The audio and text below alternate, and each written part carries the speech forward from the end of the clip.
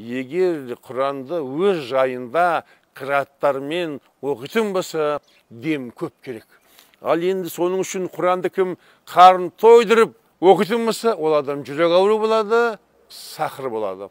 Егер Құранды аш күйінде оқитын болса, ол адам 40 адамның қуатты болады.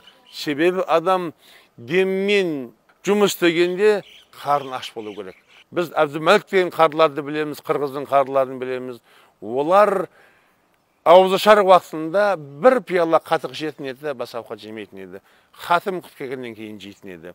Өте жас 80-ге барып адам еді, өте тың еді. Әзір қарларымыздың қампи отырғаннан кейін ол ауру болса, жүрек ауру болады.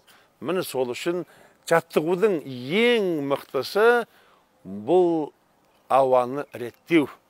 Әр елдің ғалымдары әр түрлі дәріптеген.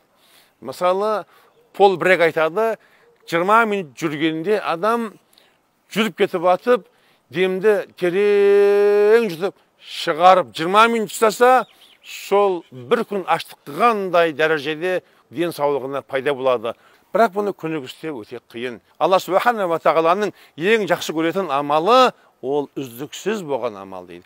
Ал енді бір күн әкесін танып, сағаттап қылып қойып, одан кейін қойып қойсаң, ол болмайды.